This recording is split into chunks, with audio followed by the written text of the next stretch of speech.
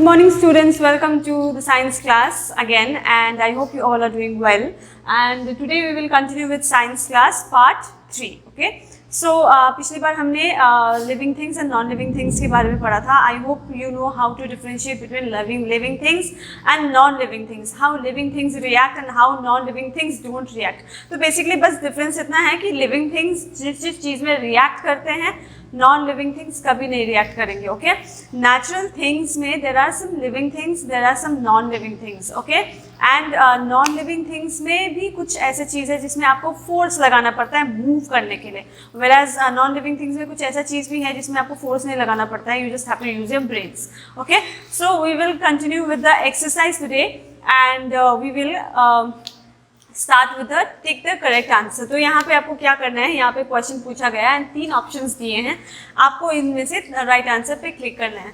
The moon is a number 1 क्या है option, man made thing, natural thing and non living thing. So moon is a natural thing because अर्थ के existence से पहले ही moon use to exist. ये moon जो है ना man बना सकता है और ना ही वो नॉन लिविंग थिंग है. Okay, so it's a natural thing, it is made by nature. Number 2, things which do not breathe are called number 1 living things, birds and non-living things. तो जैसे मैंने बताया था नॉन लिविंग थिंग्स ब्रीथ नहीं करते हैं, तो you have to tick here. Non living things में आप टिक कर दीजिए क्योंकि नॉन लिविंग थिंग्स को ग्रोथ नहीं करना पड़ता है, मूव नहीं करना पड़ता है and they are always the same.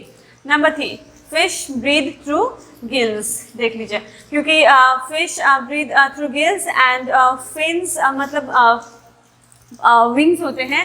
So fish do not have wings first of all, and skin से कौन breathe करता है, वो है frog. Okay, frogs breathe through skin when they are inside the water. Number 4, these are tiny holes in the leaves. Okay, so I told you there are tiny holes in the leaves that helps the plant breathe. So what is that? Stomata. That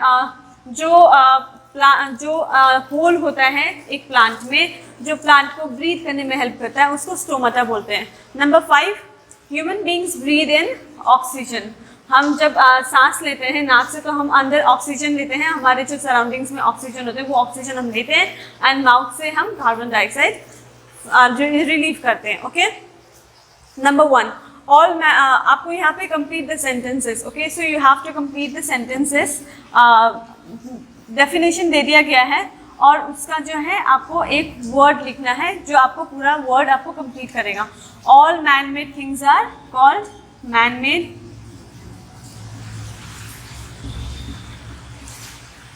number 2, dash things can be living and non living things both. तो मैंने जैसे बताया था natural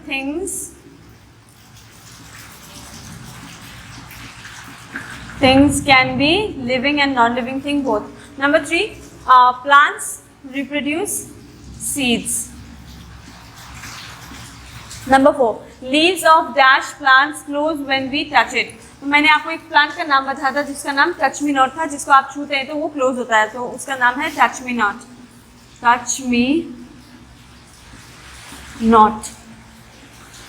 and number 5, non living things move when we apply a dash to it. हम क्या apply करते हैं अपने बॉडी से, फोर्स अप्लाई करते हैं. So when we apply force from our body to move the non living things, then only the non living things move. Okay, अब यहाँ पे कुछ क्वेश्चंस है, इस क्वेश्चंस को हम डिस्कस करेंगे. Number 1, right the features of living things. So features क्या है लिविंग थिंग्स का? फर्स्ट ऑफ ऑल रिप्रोडक्शन है, बर्थ है, उसके बाद में सेंसिटिविटी है, ग्रोथ है, रिप्रोडक्शन है एंड एक्सक्रीशन है. लिविंग थिंग्स टेक बर्थ, उसके बाद में they get the sense of touching, eating, feeling. Okay, वो कुछ भी टच करने का क्षमता रखते हैं. ओके, नंबर 3, उनका हर एक टाइम पे ग्रोथ होता रहता है, मतलब अपने नियम अनुसार लिविंग थिंग जो है ग्रो करती रहती है. उसके बाद में लिविंग थिंग्स रिप्रोड्यूस करती है, लिविंग थिंग्स अपने ही तरह की चीज़ों को रिप्रोड्यूस करती हैं. एंड लास्ट में आता है एक्सक्रीट. एक्सक्रीट मतलब जो खाती है और जो भी वो इनहेल करती है, इनटेक करती है, उसका जो है वेस्ट फूड जो है वो एक्सक्रीट करती है. Okay, Number 2, why do living things need to move? Living things need to move because living things need to grow and उनको energy, sunlight and food की ज़रूरत होती है. So growth for the living things is necessary, growth and reproduction is necessary, and that's why living things need to move. Now number 3, how do plants reproduce? Plants reproduce to a major thing called stimulus. Okay, so when there is light and when there is air, when a plant is on the verge of growing, जब plant grow कर रहा होता है, तो light and energy and sun जो होता है, basically light and air is most important, water is most important. So when you give water to the plant and when there is sun and when there is air as well, so when there is light, the roots move away from the light and the stem bends towards the light. Okay, so this is how plants reproduce. Okay, जब उसको plants को light मिलती है तो वो grow करती है, तो स्टेम ग्रो करके वो झुकती है लाइट के तरफ. ओके, वेराज जब जब आप पानी देते हैं प्लांट को तो वो रूट जो है वो ग्रो करती है, लेकिन रूट जो है सनलाइट से थोड़ा दूर चले जाती है. Number 4, how do plants respond to their surroundings? So exactly in the same way, how do plants respond to their surroundings? So अगर कोई भी एनिमल या फिर कोई भी human by chance, by mistake, अगर if a plant is being damaged by any case, या फिर वेदर ही फेवरेबल नहीं है, वेदर की वजह से वो प्लांट रिस्पॉन्ड ग्रोथ नहीं कर रही है, तो प्लांट के जो ग्रोथ है वो रुक जाती है. So the plants respond to the surrounding in terms of air, water, sun and light. Okay. Number 5, what is excretion? Excretion means to take out all the waste from the body, keeping the good things inside. Okay, number 1, ये high order thinking skills. Okay, why is a train called as non-living thing even though it moves? So the train is called non-living things even though it moves, because train never gets tired even if it is climbing a hill or it is going down hills. Okay, it doesn't need any force. Okay, even if it needs a force, it doesn't get tired, and it never, no matter how much passenger it carries, the train never gets tired even if it is traveling uphill or even if it is traveling down hills. तो basically मेरा कहने का मतलब यही है कि train कभी भी थकती नहीं है, क्योंकि लिविंग थिंग्स थकते हैं, एंड क्योंकि ट्रेन नॉन लिविंग थिंग है तो वो थकेगी नहीं, क्योंकि उसको किसी भी फोर्स की जरूरत, it doesn't move, it doesn't reproduce, it doesn't grow and it doesn't excrete. Okay, so basically ये non living thing, the train even though it moves, it is called a non-living thing because उसमें जितना भी आप passenger भर देंगे वो कभी भी नहीं थकता है, चाहे वो ऊपर के हिल के तरफ जा रहा हो या नीचे के तरफ में जा रहा है. It can carry as much load as it can. Okay, a frog can breathe through skin as well as through lungs. How? So when a frog is inside the water, it needs water. It needs water to soak the moisture to its skin. Okay, जब एक frog पानी के अंदर होता है तो उसके skin को भीगा रहना ज़रूरी होता है ताकि वो मॉइस्चर अब्जॉर्ब कर सके. Okay, so when the water is absorbed by the skin, then it starts breathing. Okay, and when it is on land, it needs to breathe through lungs because land पे skin dry रहती है, तो इतना moisture की ज़रूरत नहीं पड़ती है. Okay, turn to page number 35. So here is a crossword. You have to find a few words that will make a word. Okay, यहाँ पे jumbled words है. इन jumbled words में से आपको साइंस से रिलेटेड, मतलब आपके चैप्टर से रिलेटेड कुछ वर्ड्स फिगर आउट करने हैं. Okay, so the first word that we can find is excrete. E-X-C-R-E-T-E. Excrete. B-R-E-A-T-H-E. Breathe. R-E-P-R-O-D-U-C-E. Reproduce. R-E-S-P-O-N-D. Respond.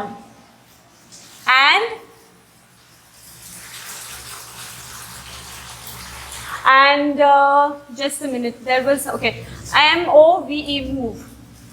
So these are the 5 words that I figured out in this jumbled words. So excrete का मतलब क्या होता है? To take out all the waste from your body. Breathe means to take oxygen and throw carbon dioxide. Move means living things always move because it's necessary for their growth. Okay. Respond means a plant responds to the light, water and air which is necessary for its growth as well. Okay. And reproduce. Reproduce means to give birth to the same kind. Okay. अब यहाँ पे आपको कुछ project and outdoor activity है. सो basically ये आपको practically करना है, मतलब इसमें कोई एक्सरसाइज नहीं करना है. We all have a number of non-living things in our house which are called as waste. Collect 10 such things and make something useful. Using these, you have made best out of waste. So ये completely आपके ऊपर है अगर आप करना चाहते हैं या नहीं चाहते हैं, ठीक है. क्योंकि आप अगर करते हैं तो आपकी क्रिएटिविटी बढ़ेगी. तो मैं सजेस्ट करूँगी कि आप करें. आपके घर में जितनी भी वेस्ट चीज़ें हैं, चाहे वो फूड स्क्रैप्स हो या फिर स्टडी मटेरियल्स के स्क्रैप्स हो या फिर किसी भी तरह का वेस्ट हो, उस वेस्ट से आप कुछ बना सकते हैं तो वो आप बनाएं, क्योंकि आपकी क्रिएटिविटी बढ़ेगी. ये एक प्रोजेक्ट है आउटडोर एक्टिविटी. अब ये प्रोजेक्ट आप घर के अंदर कर सकते हैं क्योंकि ये घर के अंदर की वेस्ट की बात हो रही है. Outdoor activity. Keep some food grains and water in a pot on your terrace और in the balcony. Observe which living things come there for eating food and drinking water. तो आप क्या करें कि आपके छत पे या फिर बालकनी में आप एक कटोरे में फूड रख दें या फिर पानी रख दें. तो आप देखिएगा कि कोई लिविंग थिंग्स आके उस फूड को खाता है या फिर उस पानी को पीता है कि नहीं. आप देखते होंगे कि राजस्थान या फिर कहीं भी गर्मी के जगह में छत पे पानी रख दिया जाता है, मटकी में पानी रख दिया जाता है. क्यों? क्योंकि पक्षी को पानी की बहुत ज़रूरत होती है और वो हर जगह पानी नहीं ढूंढते, मिलता नहीं है उनको. इसीलिए ये पानी उन पक्षियों के लिए रख दिया जाता है जो मूव करते रहते हैं one place to another in search of food, water and etcetera etcetera. So ये दो एक्टिविटीज अगर आप आउटडोर एंड इंडोर में कर सकते हैं तो आपकी क्रिएटिविटी बढ़ेगी. Plants and trees are living things, though they cannot express their feelings, but they have life in them. Do you think cutting plants and trees is the right activity? If no, why? So देखिए, अब plants and trees living things हैं हमारे जैसे, ठीक है. हमारे अंदर emotions हैं, फीलिंग्स हैं, जैसे हम भावनाएं व्यक्त करते हैं वैसे plants and trees living things तो हैं, लेकिन वो भावनाएं व्यक्त नहीं कर सकते हैं. Okay. But they have life in them. लेकिन उनके अंदर जिंदगी है क्योंकि वो ग्रोथ करती है. Do you think cutting plants and trees is the right activity to do?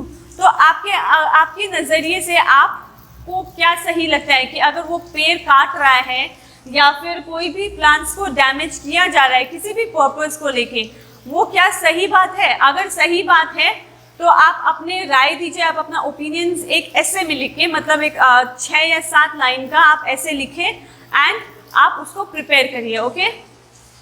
Just आपको बस you just have to write your opinions whether it is right to cut the trees and to damage the plants और not.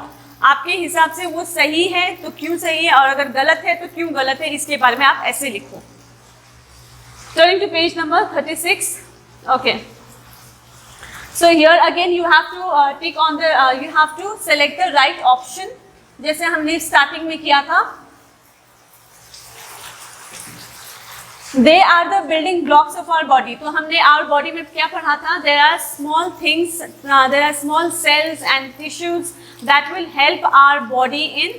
वो हमारे body के ऐसे basic चीज़ हैं जो हमारे बॉडी को बिल्डअप करने में काफ़ी मेजर रोल प्ले करते हैं. वो बिल्डिंग ब्लॉक्स है क्योंकि वो ब्लॉक्स के बिना हमारे अंदर कोई भी नर्व्स या फिर ब्लड रनिंग नहीं होगी. So they are the building blocks of our body. So which is our building blocks of our body? Tissues. Tissues are the building blocks of our body. Number 2, the food we eat goes in our stomach through food pipe. Number 3, dal bati churma is famous in Rajasthan. Number 4, they help our body to grow and repair it when we fall sick. Proteins. Number 5, plants breathe through tiny holes called stomata. Number 5, अब B में आपको क्या करना है, यहाँ पे explanation दिया गया है, मतलब एक वर्ड दिया गया है, उस वर्ड का क्या मीनिंग है आपको मैच करना है. So excretory system. Excretory system का क्या मतलब है? मैंने जैसे बताया था, to take out waste from our body. So यहाँ पे आप नंबर 1 लिख दीजिए, throw waste materials from body. Number 2, respiratory system means to take the oxygen and throw carbon dioxide, oxygen अंदर लेना है और कार्बन डाइऑक्साइड को बाहर फेंकना है। तो number 2 respiratory system helps to breathe, number 2। Number 3 seed, seeds में क्या क्या आता है, कॉर्न्स आते हैं, मेज आते हैं, ये सब होता है। तो नंबर 3 यहाँ पे लिख देना है, corn is a seed. Number 4 stems, stems में क्या आएगा, जिंजर आएगा, क्योंकि ginger grows in stem and hills is a natural thing, it is it grows naturally, it is made by nature, hills are made by nature. Number 5 make smiley for the correct। अब यहाँ पे आप देख सकते हैं कि एक smiley है, मतलब ये फेस में स्माइल किया गया है, यहाँ पे स्माइली को मतलब वो स्माइल नहीं कर रहा है, वो सैड है। ओके, सो बेसिकली अगर ये आपके ऊपर है, अगर इनमें से कोई स्टेटमेंट अगर राइट है तो आपको ये हंसता हुआ चेहरा वहाँ पे बनाना है, अगर कोई सेंटेंस फॉल्स है तो आपको उसमें सैड वाला फेस बनाना है। ठीक है, आपके ऊपर है, अगर आप ट्रू या फॉल्स लिखना चाहते हैं वो भी लिख सकते हैं, या फिर आप फेस भी बना सकते हैं, आपके ऊपर है। मैं ट्रू एंड फॉल्स लिखूंगी। Number 1 muscles can be made strong bye resting. So muscles can not be made strong bye resting, क्योंकि आराम करना मतलब बॉडी को और मतलब क्या बोलते हैं, मतलब एकदम जो डिसफंक्शनिंग हो जाता है, बॉडी अच्छे से काम नहीं करती है, वो बना देते हैं। तो resting can never make muscles strong. Okay, so this is false.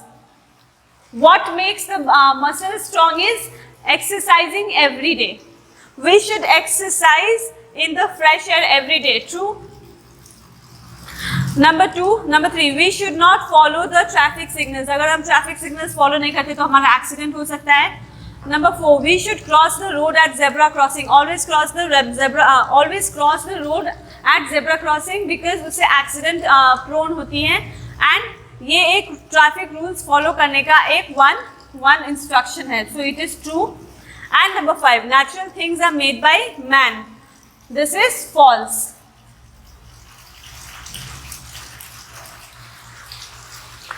Okay, now the answer in 1 word. यहाँ पे एक्सप्लेनेशन कर दिया गया है, इसको आपको 1 वर्ड में आंसर करना है।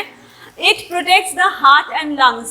सो बॉडी में हमने पढ़ा था कि there is one part of our body that protects our lungs and heart, that is rib cage. यहाँ पे RIB rib, CAG rib cage यहाँ पे लिख दीजिए। ये जो है, ये पार्ट जो है हमारा वो रिब केज है, and it protects our body, it protects our heart and lungs. Number 2 we should apply this in case of a burn. अगर हमारे हाथ जल जाते हैं या फिर कोई भी पार्ट जो जल जाता है, उस पर पर्टिकुलर एक दवाई होता है जो लगाना पड़ता है, वो क्या है, Burnol, BURNOL, Burnol.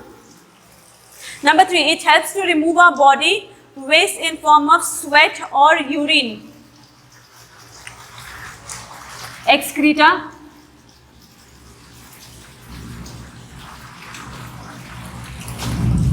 Number 4 people of which state like to eat mutton biryani? Hyderabad.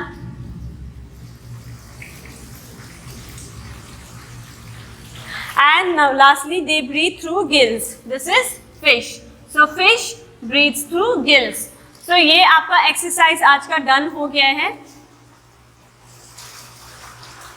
Okay, so I hope you will do all your exercise in your books and make sure you do it in your copy also, आपके betterment के लिए। And lastly जाते जाते मैं यही बोलूँगी कि book में कभी भी पेन से नहीं लिखें, क्योंकि अगर पेंसिल से लिखेंगे तो गलती होगी तो रब करने के चांसेस होंगे, लेकिन पेन से नहीं होगा, इसलिए do not write with pen. Okay, so we are done with the class. Take care and goodbye.